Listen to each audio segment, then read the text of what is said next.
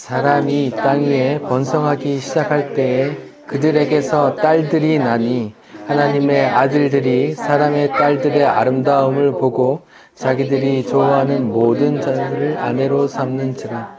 여자께서 이르되 나의 영이 영원히 사람과 함께하지 아니하리니 이는 그들이 육신이 됨이라.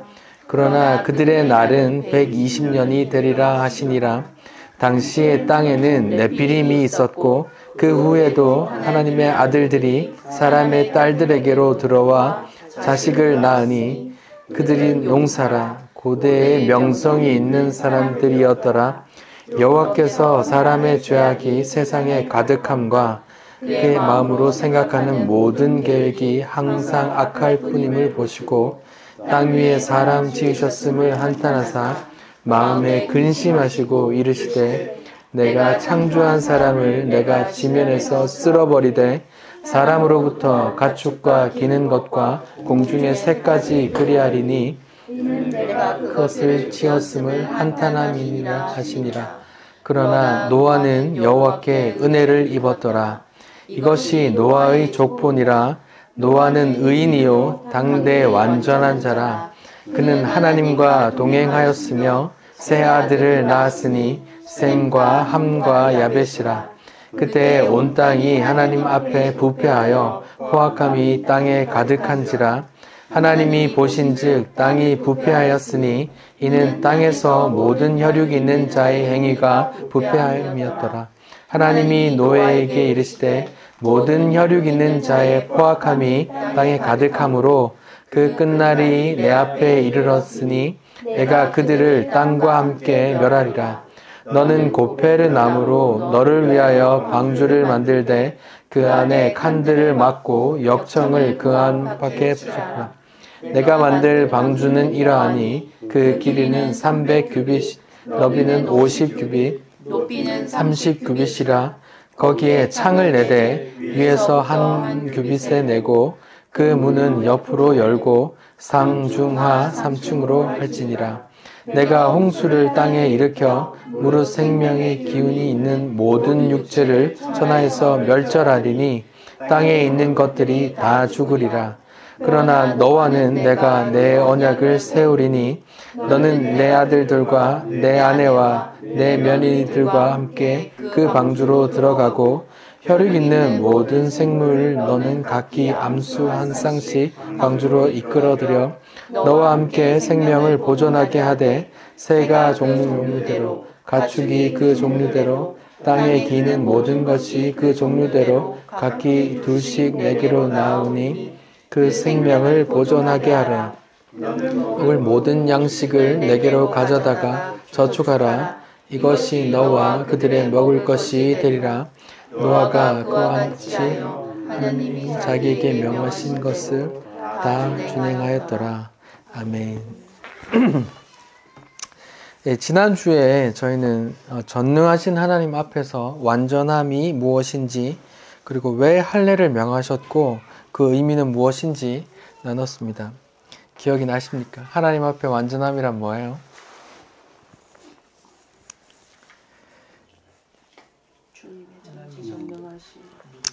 하나님 앞에 완전함이란 주님께서 모든 걸 하시고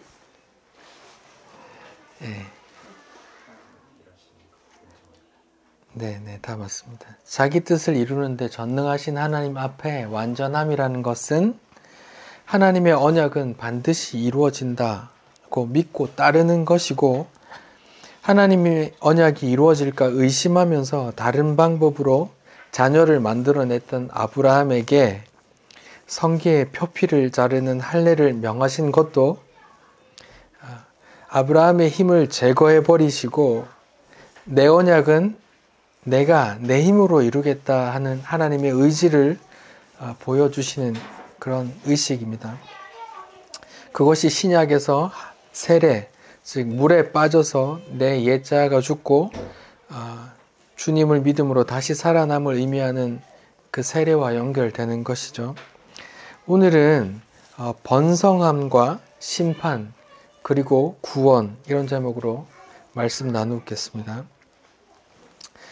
오늘 본문은 뭐 아주 이슈가 되는 다들 잘 아는 이야기죠. 노아 홍수 사건입니다. 노아 홍수 사건은 성경에만 기록된 게 아니라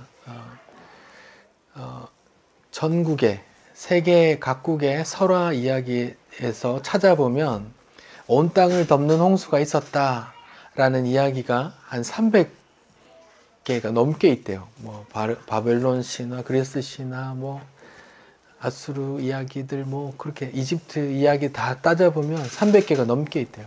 근데 더 중요한 건 그 쓰여진 그 이야기들이 성경에 쓰여진 부분부터 막 300~400년 전에 쓰여졌어. 그럼 어떤 생각을 할 수 있죠? 자유주의 신학자들은 이렇게 말해요.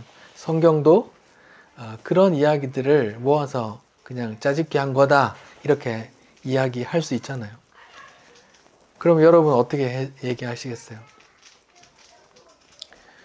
세계 노아 홍수 사건 같은 신이 온 세상을 물로 심판했다, 이런 이야기가 전 세계에 찾아보니까 전래 동화 같은 이야기가 300개가 넘게 있어. 근데 성경보다 300~400년 전에 기록됐대. 여러분 어떻게 이야기를 하시겠어요? 그거 성경이 뺏겼네? 이런 결론에 도달했으면 어떻게 얘기하겠어요? 홍수의 사실을 더 받아들이죠. 맞아요. 진짜 홍수라는 게 온 세상을 덮는 그런 홍수가 있었구나. 그래서 그게 구전으로 그렇게 써여졌네. 모세라는 사람이 시내산에서 그 하늘의 영광과 그 창세기로 돌아가서 천지 창조들을 막 보고 그때부터 쓴 게 모세 시대 때 쓴 게 성경책인데, 예수님 오시기 1500년 전에 그런 것들을 보고 이제 모세 시대 때 썼으니까 모세 이전에 살았던 사람들이 다 퍼졌을 거 아니에요. 이 홍수 사건은 노아 사건이니까 그 후손들이 세계에 살면서 막 그렇게 진짜 썼구나, 진짜 있었구나, 이런 게 입증이 되는 거예요. 성경은 그냥 모세가 바꿔 썼는 게 좀 늦어졌을 뿐이에요. 노아 홍수 사건은 모세보다 훨씬 앞에 있었으니까. 모세는 그 노아 홍수를 언제 봐요? 그 시내산에서 그 하늘의 이야기를 이렇게 하나님이 들려주시거든요.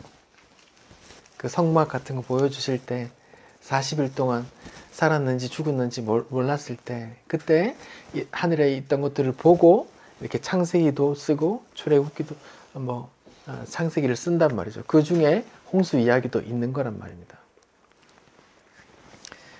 그런 걸로 시작하고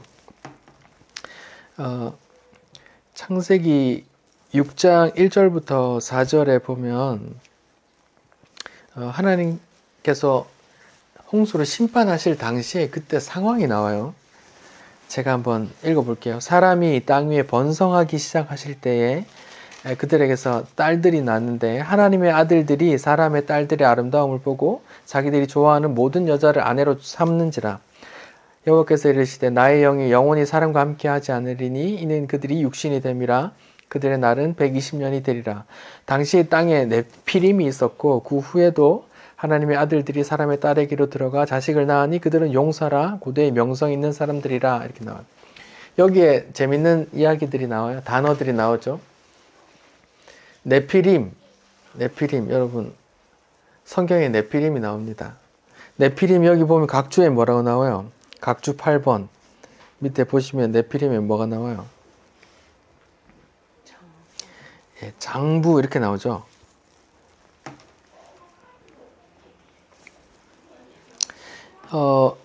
네피림, 아낙자손, 뭐 거인 이런 이야기가 또 나오는데 그 가나안 땅에 들어가기 전에, 점령하기 전에 이렇게 정탐꾼을 보냈거든요. 정탐꾼을 보냈을 때 이제 사람들이 보고하기를 막 거기 네피림의 후손 아낙자손들이 있어, 거인이 있어. 우리가 보기에도 메뚜기 같아. 민수기 13장 30절 이하에 또 나오거든요. 이렇게 그때 정탐꾼들이 이제 각 부족별로 이렇게 사람들을 뽑아서 사람들을 보냈다가 이제 와서 보고하는데 이제 사람들이 그렇게 얘기해요. 거인들이 있습니다. 막 이렇게 하는 거죠. 그러니까 맞아요. 성경에는 네피림, 안악자손, 거인 이야기가 진짜 나옵니다. 진짜 나와요. 그들의 키가 얼마나 컸는지는 모르지만 거인이라고 불리는 만한 존재들이 성경에 나와요. 하나님이 그렇게 만든 것 같아요. 여기 4절에 보면은 당시에 땅에는 네피림이 있었고 지금 이미 있는 거예요.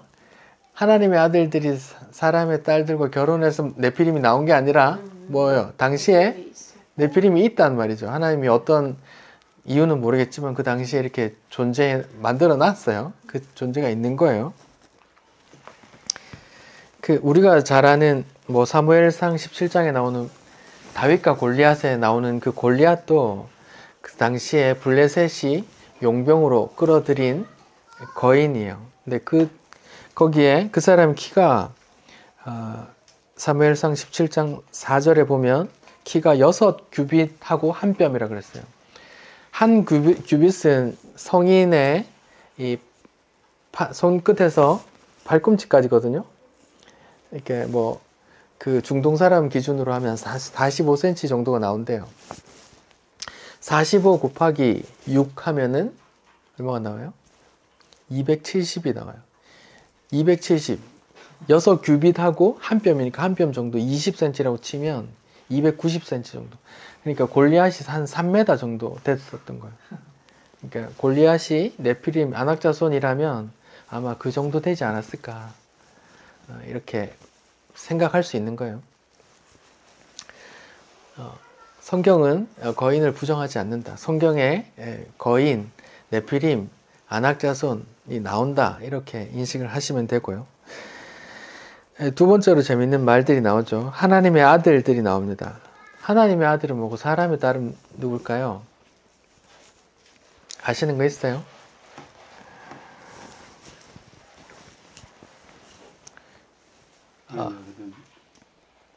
하나님의 아들은 천사인가요?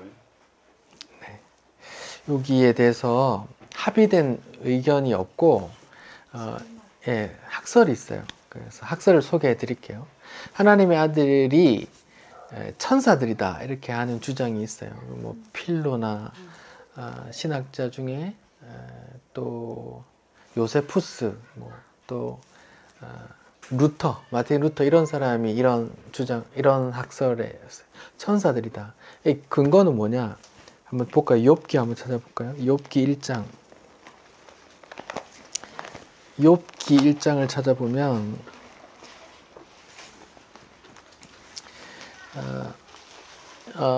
욥이 이제 구체적으로 시험 들어가기 전에 하늘에서 회의를 하는데 하나님이 사탄도 부르고 하나님의 아들들도 앉아있어 회의를 하거든요. 이때 이제 욥기 1장 6절 한번 읽어볼까요? 시작. 하루는 하나님의 아들들이 와서 여호와 앞에 섰고 사탄도 그들 가운데 온다. 이렇게 보면 하나님의 아들들도 나오고 사탄도 나오잖아요.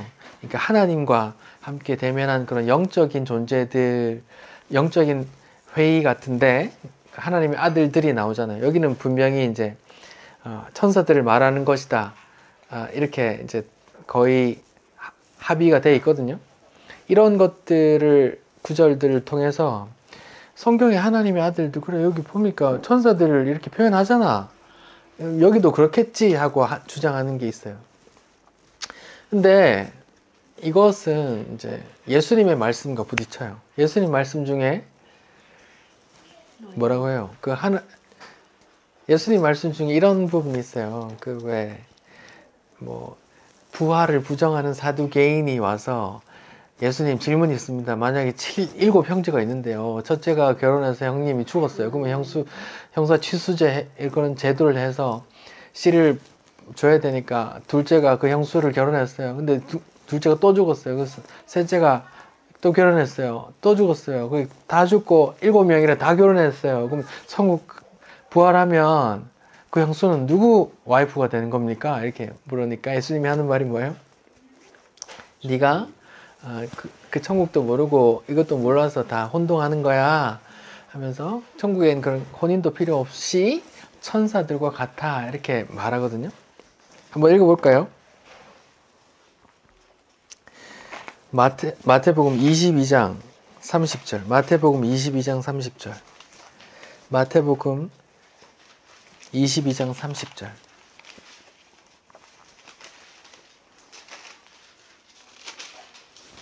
같이 한번 보죠. 마태복음 22장 30절.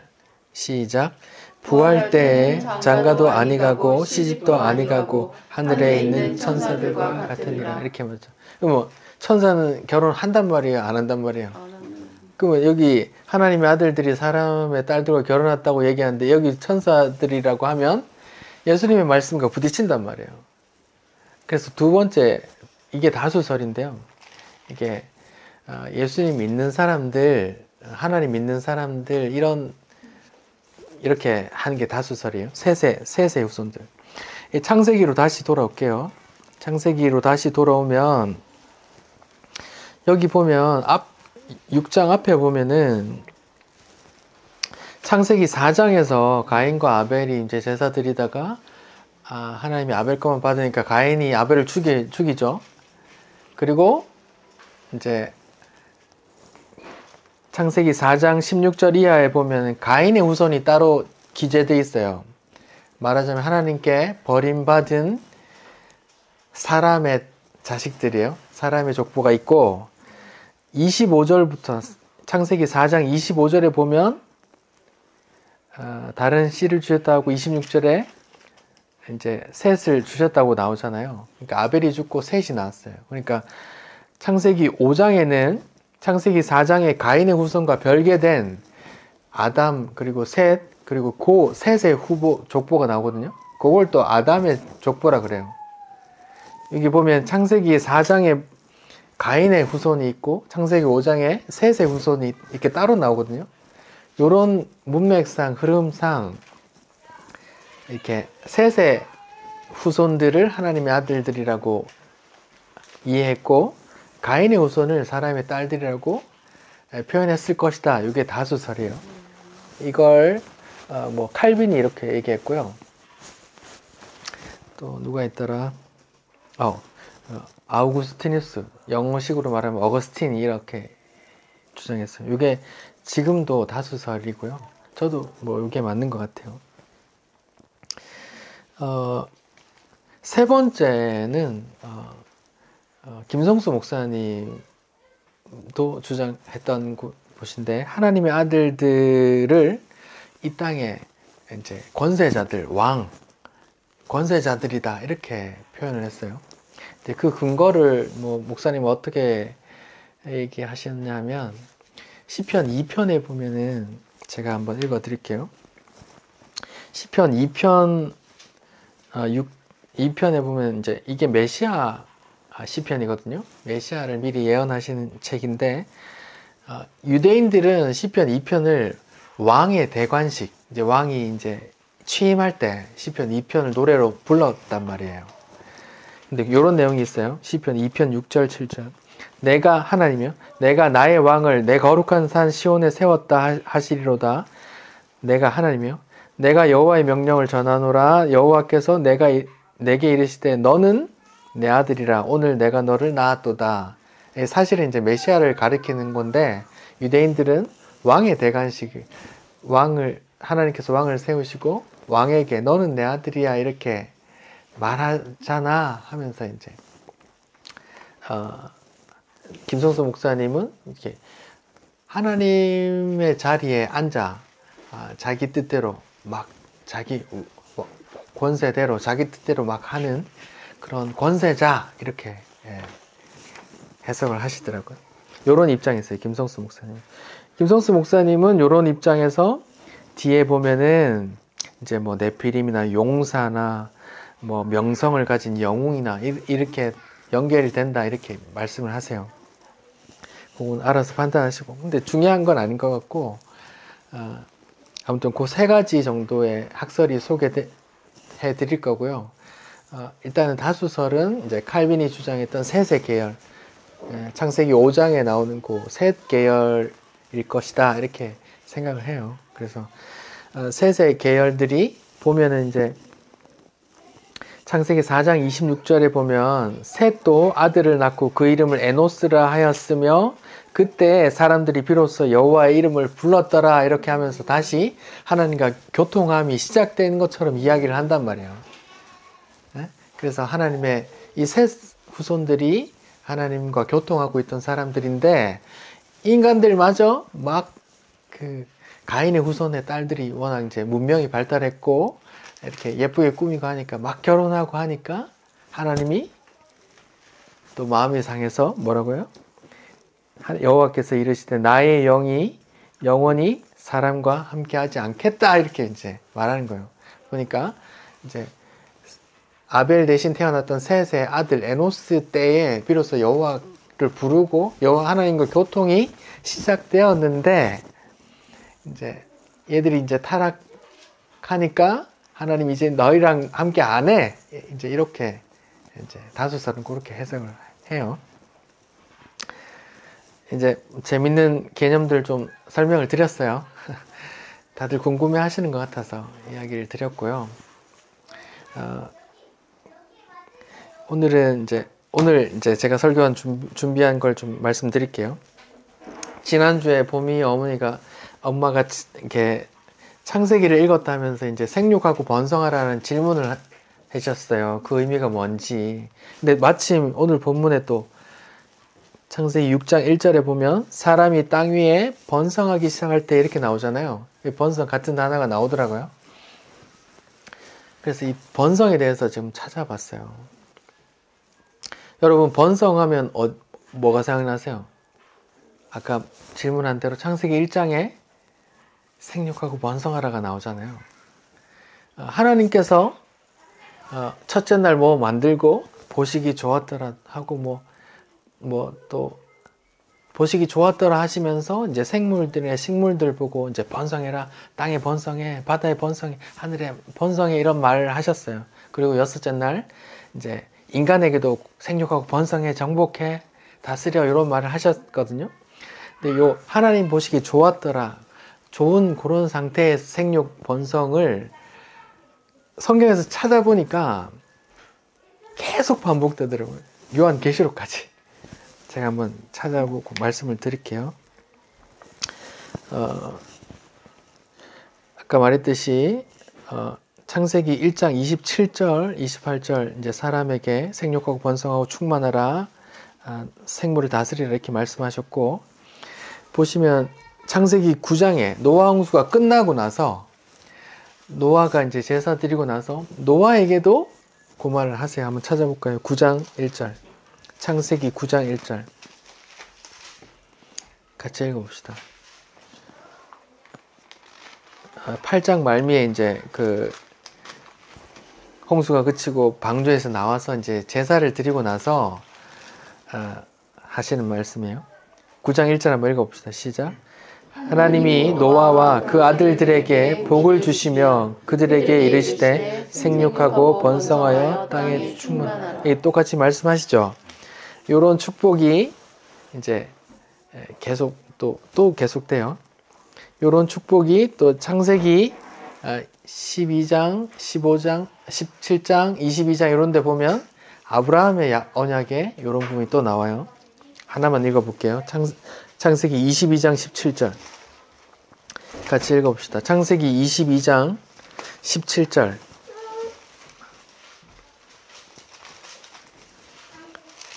창세기 22장 17절 시작. 내가 내게 큰 복을 주고 내 씨가 크게 번성하여 하나님의 꽃 무례와 같게 하리니 네 씨가 대적의 성문을 차지. 보시면 내 씨가 번성하여 이렇게 나오죠. 단어가. 하늘에 이제 조금 표현이 더 고급스러워졌어요. 하늘에 별같이, 땅에 모래같이, 해변에 모래같이 많아질 거야. 그전에는 생육하고 번성에 많아져 이렇게 표현했는데 아브라함에게부터 좀 표현이 더 고상해졌어요. 번성해, 하늘의 별처럼, 해변의 모래처럼 이렇게 많아져 이렇게 말했고, 요런 축복이 창세기 26장 4절 이삭에게 똑같이 번지고 창세기 35장 11절 야곱에게도 똑같이 내려가요. 그리고 나서 이스라엘 애굽에 살고 있는 이제 야곱이 요셉을 따라 다 같이 이사 오잖아요. 고센 땅에 살고 있을 때 이스라엘이 그렇게 번성하는 이야기를 또 하거든요. 제가 읽어볼게요. 창세기 47장 27절 제가 읽어볼게요. 이스라엘 족속이 애굽 고센 땅에 거주하며 거기서 생업을 얻어 생육하고 번성하였더라. 이렇게 나와요. 똑같죠? 계속 이제 요셉을 따라 다 같이 이사 와서 애굽의 고센 땅에 정착했는데 거기서 생육하고 번성해요. 그리고 모세 시대엔 또 뭐가 나와요? 너무 번성해서 바로가 남자 태어나면 다 죽여 이렇게 할 만큼 번성해졌단 말이에요. 바로 왕이 위협감을 느낄 만큼 번성해졌단 말이에요. 출애굽기 1장 7절 이스라엘 자손은 생육하고 불어나 번성하고 매우 강하여 온 땅에 가득하게 되었더라. 그래서 바로 왕이 두려워하게 됐어요. 지금 창세기 1장에서 말씀하셨던 그 보시기에 좋았더라 하시고 창조한 그대로의 상태 인간에게 번성하라 하시고 또 한번 싹 쓸어버리시고 난 다음에 노아에게 하시고 또 그게 또 아브라함, 이삭, 야곱에게 계속 내려가다가 지금 이스라엘 전체 민족에게까지 벌어졌어요. 그 생육하고 번성하라는 말이 이스라엘에게 번졌어요. 그리고 예레미야 23장 3절에 보면 예레미야 시대 때 남유다까지 멸망하고 바벨론으로 이제 잡혀가는 이야기가 있거든요. 그때 예레미야가 예언하기를 다시 돌아올 거야. 남은 자가 돌아와서 다시 생육하고 번성할 거야. 이런 부분이 있어요. 제가 읽어볼게요. 예레미야 23장 3절 내가 내 양떼의 남은 것을 그 몰려갔던 모든 지방에서 다시 모아 그 우리로 돌아오게 하리니 그들이 생육이 번성하게 될 것이며 이렇게 나온다고요. 그러니까 창세기 1장에서 생육하고 번성하라는 말이 계속 이어져서 이스라엘에게까지 이어진단 말이에요. 구약의 이스라엘은 신약의 뭐예요? 지금의 뭐예요? 이 교회예요. 교회. 교회에게 생육하고 번성하라 이어지는 거예요. 말하자면. 그게 에스겔서 37장에 마른 뼈가 살아나는 게 나와요. 마른 뼈가 계곡에 다 죽은 뼈들이 있는데 그 하나님께서 다시 내가 왕성하게 할 거야, 생육하게 할 거야 라고 생기 불어 넣으니까 하나님이 생기 불어 넣으니까 마른 뼈가 막 해골 하나가 조립된 게 아니고 뭐가 됐어요? 군대가 됐어요. 그러니까 그만큼 생육하고 번성해서 내가 다 죽었는데 내가 다시 일으킬 거야, 생육하고 번성시킬 거야 이런 이미지가 있는 거예요. 그 해골 군대가 누구예요? 교회예요. 이스라엘. 그게 요한계시록에도 나와요. 그걸 그냥 수치로 표현하면 14만 4천이고 또 계시록 한번 봅시다. 요한계시록 한번 봅시다. 요한계시록 같이 한번 찾아봅시다.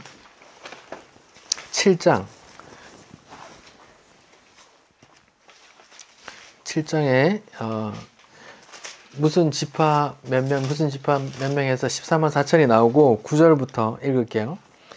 14만 4천이라고 또 특정 수를 얘기하고 나서 또 얘기를 해요. 같이 읽어봅시다. 7장 9절 요한계시록 7장 9절 시작. 이 일 후에 내가 보니 각 나라와 족속과 백성과 방언에서 아무도 능히 셀 수 없는 큰 무리가 나와 흰옷을 입고 손에 종려가지를 들고 보좌 앞과 어린 양 앞에 서서 큰 소리로 외쳐 이르되 구원하심이 보좌에 앉으신 우리 하나님과 어린 양에게 있도다 하니 이렇게 나오죠. 그리고 13절 시작. 장로 중 하나가 응답하여 나에게 이르되 이 흰옷 입은 자들이 누구며 어디서 왔느냐? 내가 말하기를 내 주여 당신이 아시나이다 하니 그가 나에게 이르되 이는 큰 환난에서 나오는 자들인데 어린 양의 피에 그 옷을 씻어게 하였더라. 큰 환난에서 어린 양의 피에 씻어 흰 옷을 입고 나온 무리들이 누구예요? 교회, 성도 맞죠? 여기 보면 7장 9절에 보면 아무도 능히 셀 수 없는 무리라 나오죠. 그러면 창세기 하나님께서 그 말씀하신 그 생육하고 번성해 라는 그 말이 요한계시록에 이루어져 있어요? 안 있어요? 아무도 셀 수 없을 만큼 큰 무리라 하잖아요. 생육하고 번성한 하늘의 별과 같이 땅의 해변의 모래같이 해변의 모래를 누가 세겠어요? 그 말이 또 다른 말로 표현하면 아무도 능히 셀 수 없는 큰 물이라고 나오는 거예요. 그러니까 지금 생육하고 번성해라는 말이 창세기부터 요한계시록까지 쭉 이어지는데 그게 쭉 찾아가 보니까 누구예요? 누구에게 이어져요? 교회, 성도에게 이어진단 말이에요. 근데 창세기 6장의 1절에는 번성이 나오는데 이게 뭘로 나와요? 하나님의 축복의 대상이 아니라 심판의 배경으로 나온단 말이에요. 그러면 이건 하나님께서 창세기부터 요한계시록에 이어지는 그 축복의 번성이 아니라 하나님께서 원치 않는 번성이었던 거예요. 그 이야기가 뒤에 나오죠. 하나님의 딸들과 사람의 딸들을 막 취하고 막 이렇게 막 뒤섞이는 그런 번성이 나온다고요. 이것은 제가 이때까지 말씀드렸던 그런 하나님의 축복 언약 하나님께서 반드시 이룰 거야 하는 그 축복, 생육하고 번성하라, 교회를 향한 생육하고 번성하라는 게 아니라 하나님께서 원치 않는 번성, 그러니까 심판의 대상이 된 거예요. 전혀 다르죠. 이게 그래서 중요합니다. 하나님께서 원하는 축복은, 하나님께서 원하셨던, 약속하셨던 번성은 하나님께서 반드시 이루는 축복인데, 창세기 6장의 노아 홍수의 배경이 됐던 번성은 하나님께서 원한 것이 아니라 심판의 배경이 된 번성이었단 말이에요. 그 번성이 사람은 번성이나 하나님 보시기엔 완전히 쓸어버리고 싶은 번성이란 말입니다. 이해가 가세요? 네.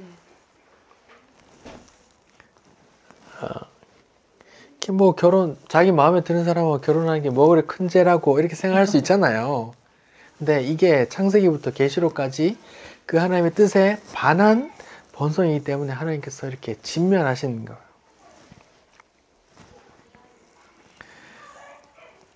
좀 이해가 되세요? 이 번성은 하나님께서 원치 않는 번성이었단 말입니다. 이 번성을 소개하는 거예요, 지금. 근데 이 번성에서 나온 사람들이 뭐예요? 4절에 보니까 하나님의 아들들이 사람의 딸들에게로 들어와 자식을 낳으니 그들은 뭐라고요? 용사고 고대에 명성이 있는 사람들이, 영웅이란 말이에요. 영웅이고 리더고 지도자란 말이에요. 그러니까 세상에서 내놓으라 하는, 세상이 추앙할 만한 그런 사람들이 나오는데 하나님 보시기에는 어떻단 말이에요? 진멸할 대상으로 보인단 말이에요. 근데 사람들 보기엔 뭐예요? 정말 부럽고 대단한, 칭송하는 그런 영웅이요, 용사처럼 보인단 말입니다. 그러니까 사람이 보기에 그렇게 칭송할 만한 영웅이고 용사지만 하나님 입장에서 보면 진멸의 대상이 된다고요. 그들이 추구하는 게 뭐예요? 사람의 딸들이 아름다움을 추구했단 말이에요.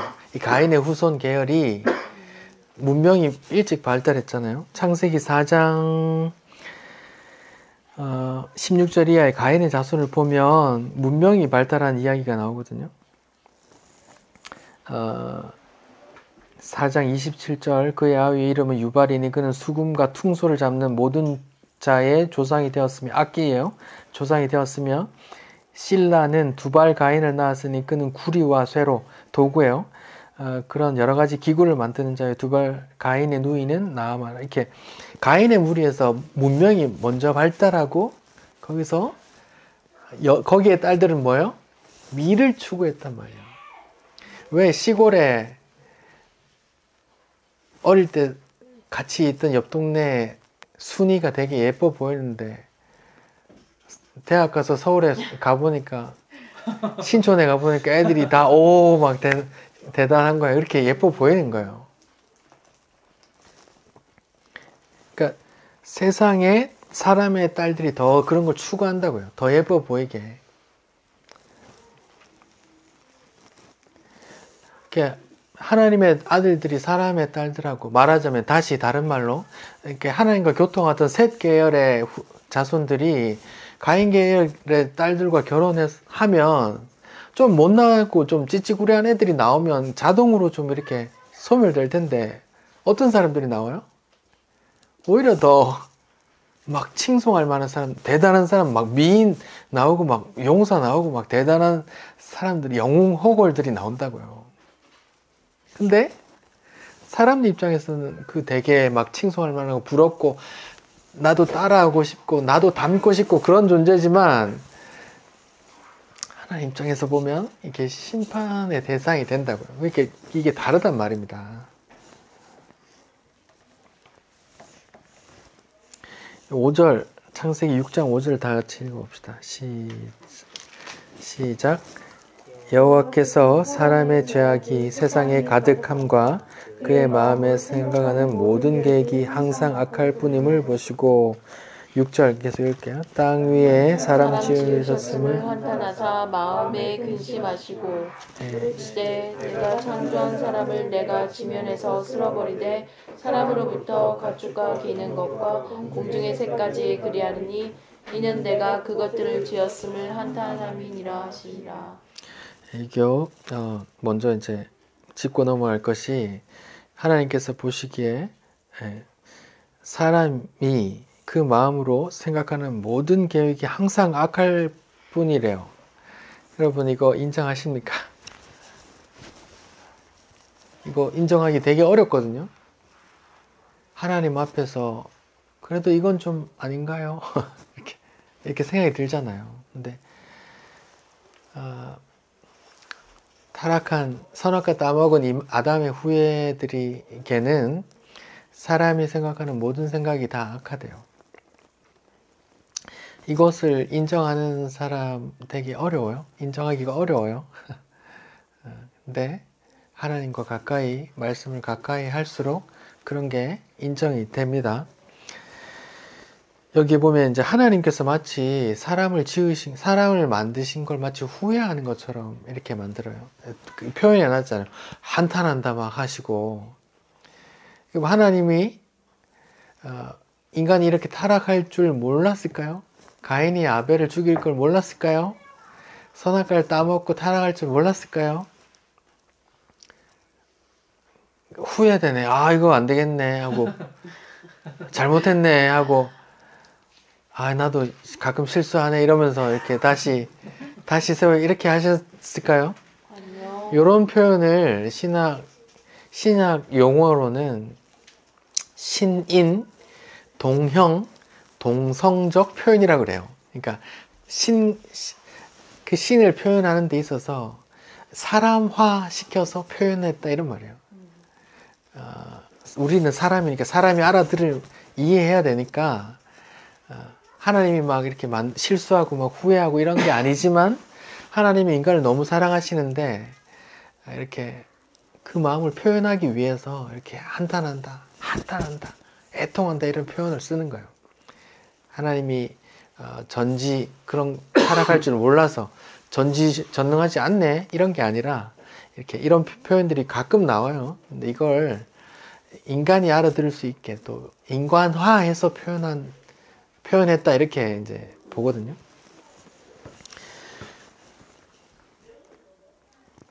이렇게 봅니다.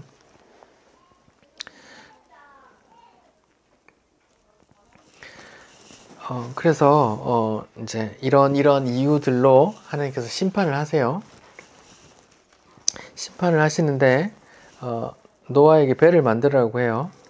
아까 읽었지만 뭐 14절부터 보면은 이제 너는 고페르 나무로 방주를 만들고 그 안에 칸을 만들고 역청을, 지금 말하면 역청은 그 기름때 그 아스팔트에 사용되는 그거입니다. 찐득찐득한 거. 역청을 그 안에 발라, 그리고 총 길이는 한 규빗이 이게 45cm를 했잖아요. 그러면 길이가 300규빗이면 치면 135m 나와요. 넓이가 50규빗 하면 22.5m 나오고요. 넓이. 그리고 높이는 30규빗이라고 하면 13.5m 나와요. 그걸 3층으로 만들어서 꼭대기에만 창문이 있고 다 지붕으로 덮인 그런 박스 같은, 그런 지금의 배 같은 존재가 아니라 이렇게 택배 박스처럼 그렇게 되어 있단 말입니다. 길쭉하게 그렇게 이제 되어 있단 말이에요. 그렇게 이제 만들어라 하고 120년 동안 만들고 동식물들을 한 쌍씩 다 집어넣고 이제 문 닫고 나서 일주일 있다가 비가 내리기 시작하거든요. 여기에 이제 여러 가지 의문이 있죠. 여기 동물에 공룡이 들어갔나 안 들어갔나. 그 또 사나운 짐승들, 사자 뭐 이런 거 우에 넣었나 이런 말이 있는데 그런 거 성경에 공룡이 넣은지 안 넣은지 이렇게 분명히 안 나오잖아요. 만약에 보면은 여기 보면은 만약에 공룡 중에 땅에 기는 것이 있다면, 땅에 기는 모든 것이 종류에 들어갔다고 하니까 공룡 중에 땅에 기는 것이 있다면 들어갔겠죠. 그 일일이 그 하나하나 종목들을 얘기를 안 하니까. 또 사나운 건 어떻게 집어넣나? 하나님께서 하셨어요. 창세기 7장에 보면은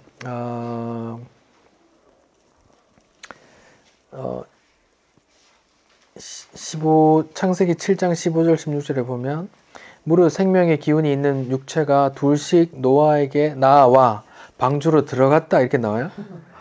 이렇게 노아가 막 이렇게 한 게 아니라 하나님이 이렇게 시켜가지고 이렇게 따로 줄 서가지고, 노아는 그냥 이렇게 표만 받았는 것 같아요. 이렇게 위치만 정해졌나봐요. 이렇게 자동으로 이렇게 됐다고 나와요. 그러니까 뭐 무서운 사자는 어떻게 나왔나 이런 질문 안 하셔도 됩니다. 하나님께서 하셨대요. 그렇게 이제 그런 이야기는 좀 넘어가고, 제가 이제 두 번째로 심판과 구원에 대해서 얘기를 좀 할게요. 제가 지금 번성에 대해서 이야기를 했어요.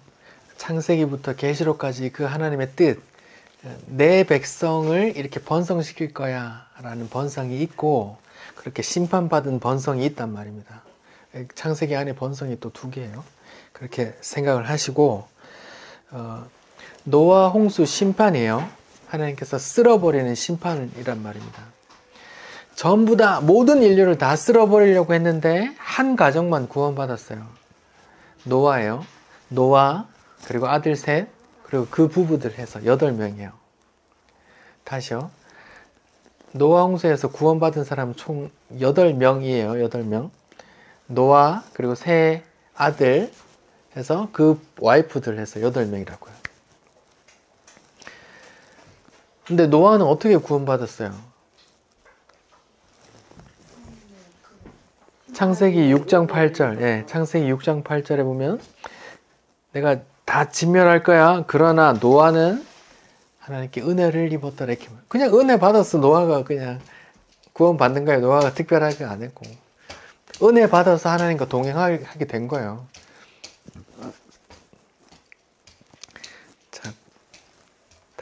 다시 심판받는 상황을 얘기해 볼게요. 심판의 물에 다 빠져 죽어야 되는데 은혜 받은 소수만 방주에 들어가서 살았어요. 이야기예요.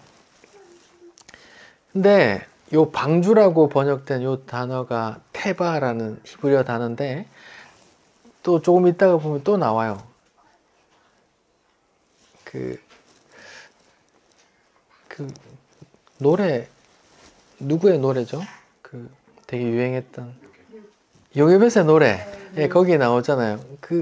그때 갈대 상자 출애굽기에 나오면 갈대 상자라고 번역했는데 그 단어가 또 똑같은 테바라는 단어예요.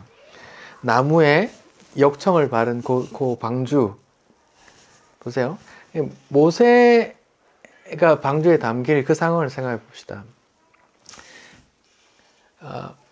이스라엘 사람들이 막 건강해가지고 막 전부 다 순풍순풍 나니까 막 계속 번성해요. 그래서 바로가 아들 낳으면 다 죽여 라고 말했어요. 그래서 유대인들 다 죽어야 되는데 은혜 받은 선택받은 모세가 방주에 담겨 배에 띄어져 구원을 받는 거예요. 노아 홍수하고 비슷하죠? 이야기가.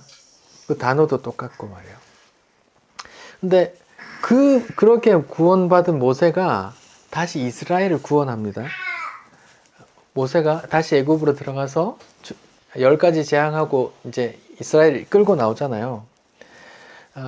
끌고 나올 때 물을 건넌 이야기가 있어요. 무슨 바다를 건넜어요? 홍해. 예, 홍해를 건넜잖아요. 홍해를 건넜는데 어떻게 건넜어요? 지팡이로. 예, 하나님께서 앞에는 홍해고 뒤에는 애국 군대가 찾아오고 진퇴양난의 상황에서 하나님께서 바다를 가르시고 마른 땅을 건너게 하셨잖아요. 그 표현을 고린도전서 10장 한번 찾아봅시다. 고린도전서 10장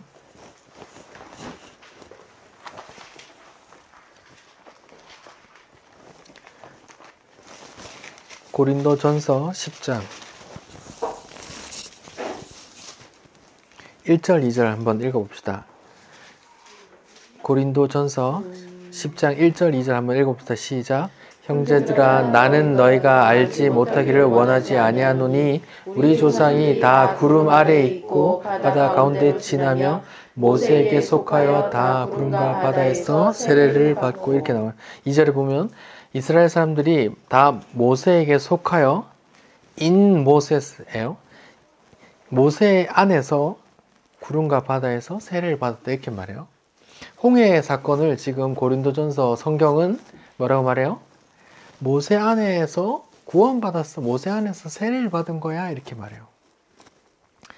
보세요. 지금 제가 노아 홍수에서 모세 홍수 가운데 방주로 구원받은 이야기를 했어요. 근데 홍해 사건을 통해서 그 방주가 사람으로 바뀌어요. 누구예요? 아니 홍해 사건에서 인 모세스잖아요. 모세 안에서 구원받았대요. 그러니까 방주가 노아 홍수에서는 방주였었고요. 모세가 이제 태어나서 건져질 때도 갈대 상자 테바 그 방주였는데 이스라엘이 홍해를 건널 때 성경은 말하기를 그 방주 구원의 방주가 이스라엘을 구원한 바다를 건넌 그 방주가 사람으로 표현한다고요. 근데 모세는 누구의 그림자로 있는 거거든요. 누구의 모형으로 지금 있는 거거든요. 누구의 모형일까요? 네. 그 모세 스스로 이렇게 말해요. 신명기 18장 15절에 제가 읽어볼게요. 신명기 18장 15절 이렇게 말해요. 모세가 이제 내 하나님 여호와께서 너희 가운데 내 형제 중에서 너희를 위하여 나와 같은 선지자 하나를 일으키리니 너희는 그의 말을 들어 이렇게 말해요. 모세가 지금 나와 같은 사람은 언젠가 나올 거야. 그게 메시아거든요. 지금 모세는 누구의 그림자란 말이에요. 누구의 모형이란 말이에요. 예, 예수의 모형이란 말이에요. 그러면 이스라엘이 홍해에서 바다를 건넜는데 바다 가운데 구원을 받았는데 그 방주가 모세예요. 사람으로 바뀐 거죠. 근데 그게 모세 스스로 말하기를 내 뒤에 누군가 오실 거야. 나는 그의 그림자야 이렇게 말하는 거거든요. 그러면 모세가 예수의 그 모형으로 있단 말이에요. 근데 예수님이 그러면 이제 실체 예수님의 이야기에서 바다 가운데 사람들을 구원한 이야기가 있어요? 예수님이 막 홍수 같은 막 그런 상황에서 사람들을 구원한 적이 있어요? 있어요? 요한복음 6장을 찾아봅시다. 요한복음 6장이요.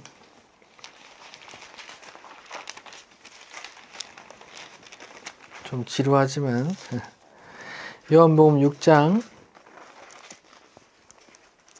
16절부터 보시면 이제 오병이어 사건 끝나고 막 떡 때문에 막 사람들이 몰려오니까 예수님은 산으로 도망가시고 제자들 먼저 건너가 했는데 제자들이 갈릴리 바다를 건너가는데 이렇게 풍랑을 만나요. 그래 빠져 죽게 됐단 말이에요. 그때 예수님이 물 위를 걸어서 이제 제자들을 만나세요. 제자들이 예수님을 만나자마자 영접하자마자 그 약속의 땅으로 가려던 곳으로 가나안 땅으로 이미 도착해버린 이야기가 나오거든요. 요한복음 6장 21절 이에 기뻐서 배로 영접하니 배는 곧 그들이 가려는 땅에 이르렀더라. 풍랑이 막 있었어요. 막 나 죽겠다 하는데 예수님 만나자마자 뿅 하고 약속의 땅으로 간 거예요. 그게 뭐 이야기예요? 구원 이야기예요. 홍해 가운데 심판의 홍해가 바다 가운데 예수님을 붙들었더니 약속의 땅으로 가더라. 구원받더라. 이 이야기예요. 제가 지금 아주 길게 이야기하고 있는데 성경은 성경 신학적인 관점에서 성경은 이렇게 쓰여져 있거든요. 첫 번째, 점진적이에요. 창세기에는 좀 흐릿하게 나오고 뭐 신약을 거쳐서 요한계시록에 갈수록 분명해져요. 점점 더 분명하게 점진적으로 기술하고 있어요. 그리고 성경은 유기적으로 쓰여 있어요. 왜 머리 아프면 이렇게 손바닥에 수지침 하잖아요. 그러면 낫잖아요. 그런 것처럼 성경은 여기 콕 찌르면 여기 전체가 다 들썩들썩해요. 예수란 이름으로 다 연결되어 있기 때문에. 그리고 모형적이요. 모형.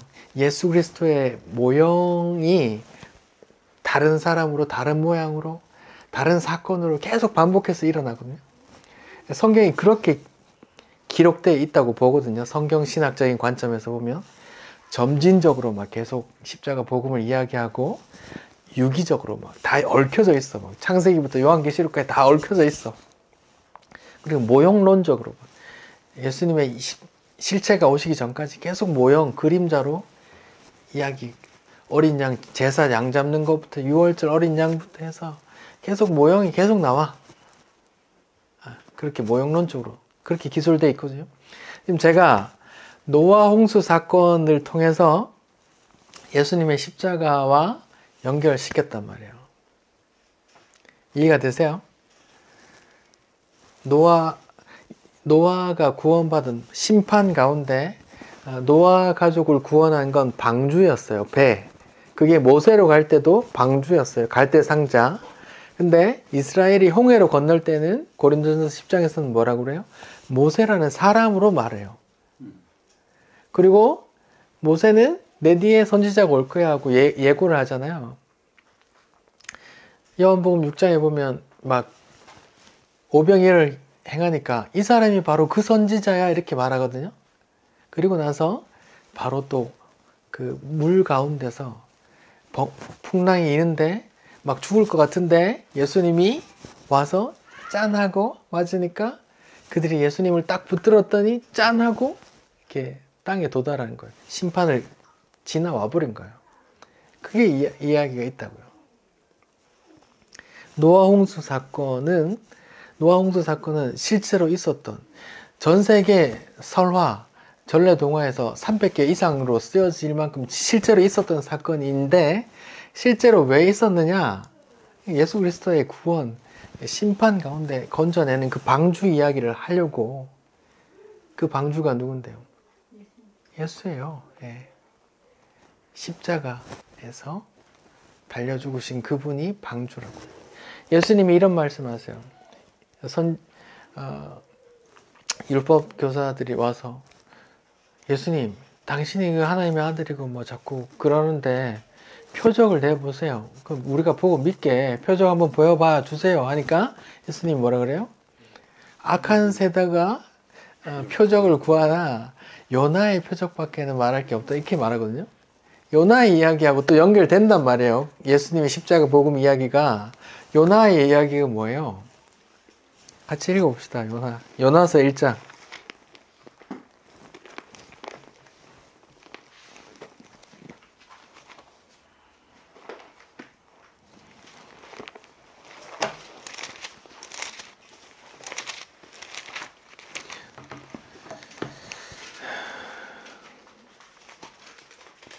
요나서 1장 11절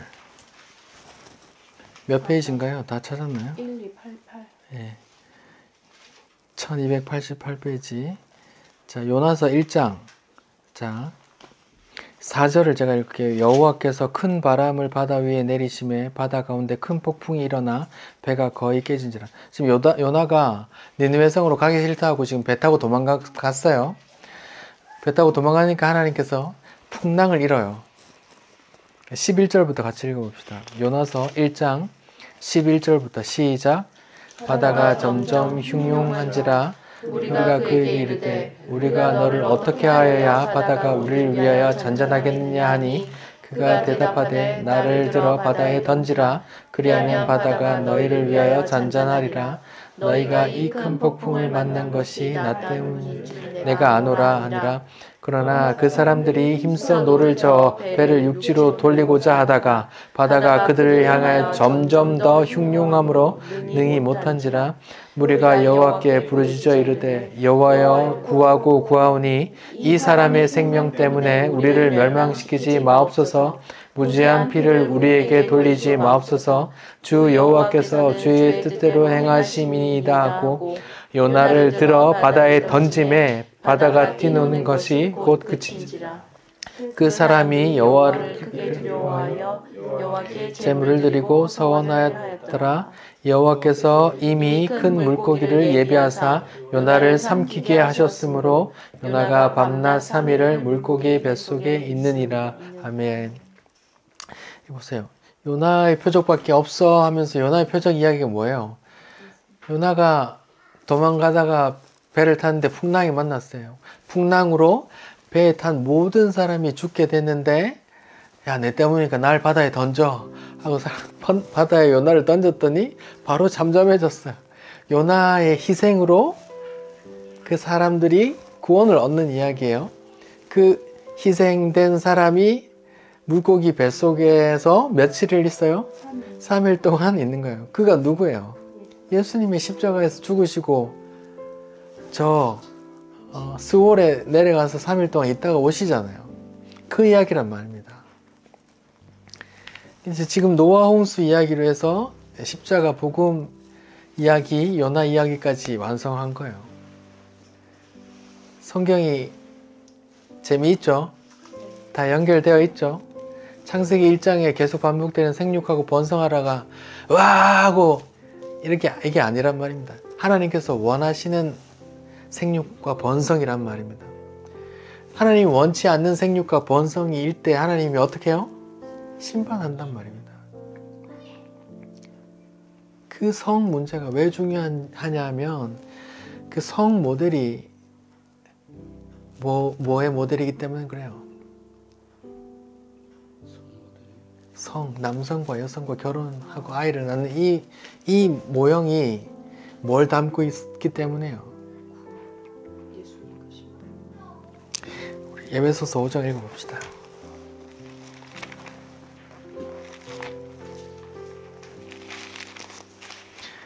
에베소서 5장 신약 315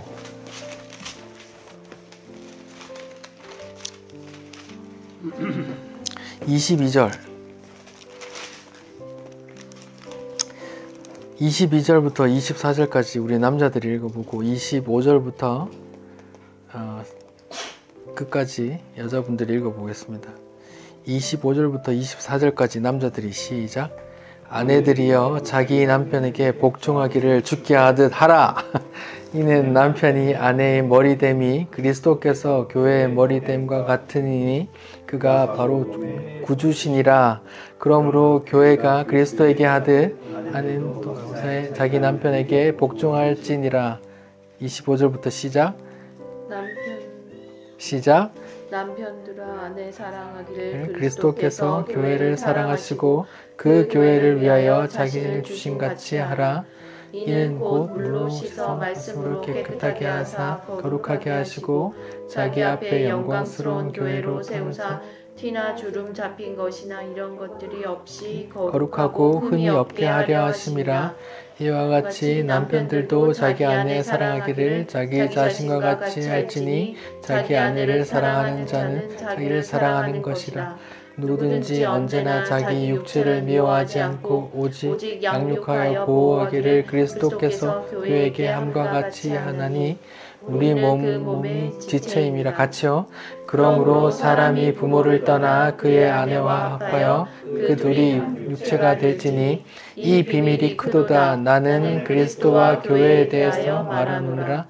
그러나 너희도 각각 자기 아내 사랑하기를 자신과 같이 하고 아내도 자기 남편을 존경하라. 여기 보면 아내들에게 남편들에게 복종해. 그리고 남편들에게 네 목숨 다해서 사랑해. 아내를 목숨 다해서 사랑해 이렇게 말해요. 근데 그 이유를 얘기해요. 32절 내가 지금 이 비밀이 크도다. 나는 그리스도와 교회에 대해서 말하느라. 그리스도가 신랑 남편이고 교회가 신부이기 때문에 그런 거예요. 지금 하나님께서 이 땅에 남성과 여성, 천국에는 필요도 없는, 장가도 안 가는데 천국에는 필요도 없는 이 남성과 여성으로 창조하신 이유는 그 아들의 신부, 그리고 남편이 그 목숨 바쳐 사랑하는, 교회를 사랑하는 그 사랑을 알려주고, 또 신부는 신랑이 목숨을 받은 그 신부는 그 신랑에게, 예수님께 복종하는, 순종하는 그런 걸 보여주려고 만들어 놨어. 이렇게 말한단 말이에요. 사람이 부모를 떠나 그 아내와 합하여 한 육체가 될지니, 이게 창세기 2장 24절에 있는 말씀이거든요. 아담이 독처하는 것이 좋지 못하니 아담을 깊게 잠들게 한 다음에 갈비뼈를 뽑아서 하와를 만들었다, 이렇게 표현해요. 이게 진짜로 남자 팔 속에서 갈비뼈를 뽑아 만들었는지 아니면 비운지 모르겠지만, 보세요. 예수님께서 십자가에 달려서 옆구리에 창을 찔리시고 피를 쏟죠. 생명을 잃으시는데, 그로 인해, 예수 십자가로 인해 교회가 탄생한단 말입니다. 신부가. 그게 지금 창세기 2장에 아담과 하와가 만들어지는 거, 그게 십자가와 또 연결된단 말입니다. 지금 남성과 여성이 결혼해서 아이를 낳고, 지금 남성과 여성이 결혼해서 부부를 이뤘잖아요. 어느 부부가 그렇게 예수님이 교회를 사랑하듯이 자기 목숨을 바쳐서, 신부를 누가 사랑합니까? 아내들 중에 누가 죽게 하듯 남편에게 얘기하면서 누가 복종합니까? 안 되잖아요. 안 되죠. 다 되나 봐요. 저만 안 되나? 네. 안 되거든요. 안 되는 걸 보면서 그 실체를 또 바라보라는 거거든요. 그게 모형이에요, 모형. 이 비밀이 크도다. 나는 지금 그리스도와 교회에 대해서 말하고 있어, 이렇게 말하는 거예요. 그래서 이 모형이 계속 그리스도 올 때까지 유지되어야 되기 때문에, 결혼하셨으면 남편은 진짜 목숨을 다해 아내를 사랑해야 되고, 아내는 남편에게 죽게 하듯 고개를 조아리십시오. 그게 안 되지만, 안 될 때 뭐예요? 아, 나는 안 되네 하고 회개하시면 됩니다. 예?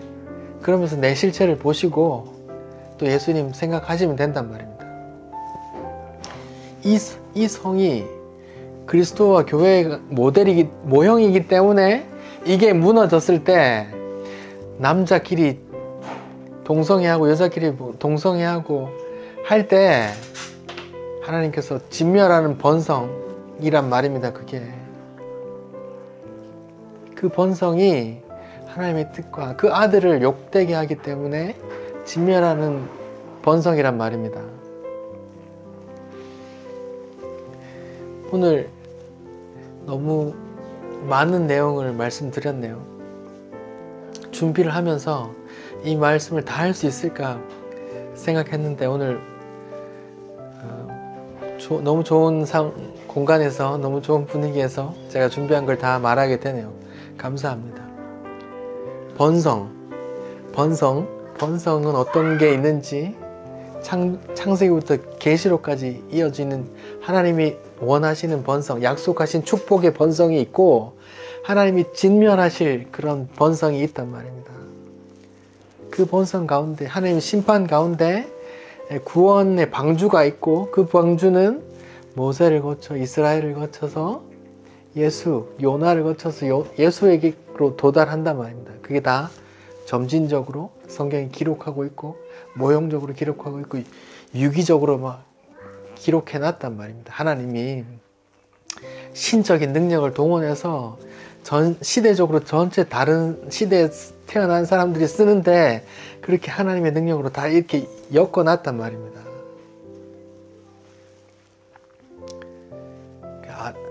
남편과 아내 그런 모형은 다른 본문에 얘기하듯이 결혼해도 되고 안 해도 된다 얘기하잖아요. 근데 그 모형 결혼했으면 그 모형을 유지해야 되기 때문에 최대한 그렇게 목숨 바쳐 사랑해 죽게 하듯 순종해 이렇게 말하는 거랍니다.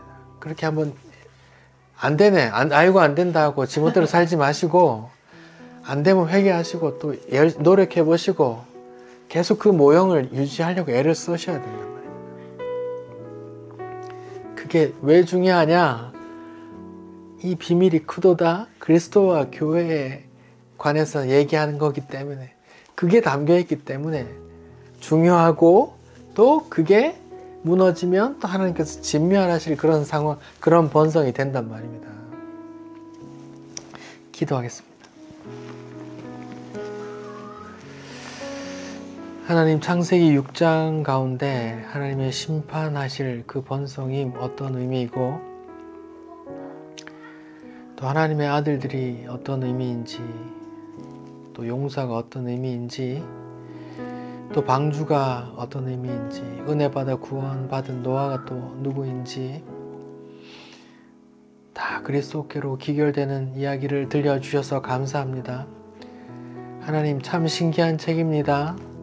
어떻게 창세기부터 요한계시록까지 그렇게 연결되고 생육하고 번성하라는 내용이 창세기부터 요한계시록까지 다 있는지 하나님 신기할 따름입니다.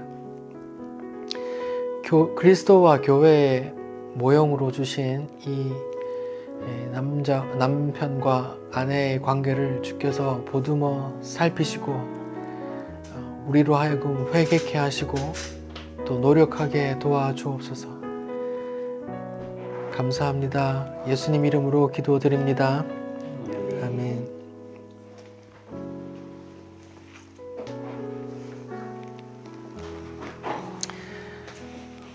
우리 힘드시죠? 잠 깰 겸 우리 찬송해야죠. 한숨 자도 되겠는데. 아직 일어난 거 아니었어요? 이제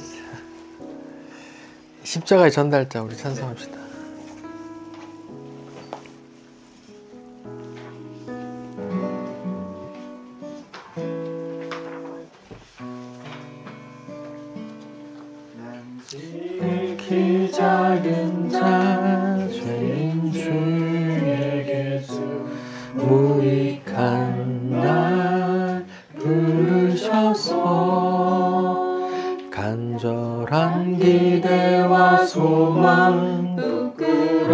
부끄럽지 않게 십자가 전개하셨네. 어디든지 가리라 주 위에 서라면 나는 전하리 그 십자가. 내 몸의 십자가 그 보혈의 향기 온 세상 채울 때까지. 살아도 주를 위해 죽어도 주를 위해 사나 죽으나 난 주의 것. 십자가의 능력 십자가의 소망 내 안에 주만 사시는 것. 난 지극히 작은 자 죄인 중에 예수 무익한 날 부르셔서 간절한 기대와 소망 부끄럽지 않게 십자가 전개하셨네. 내 사랑 나의 십자가.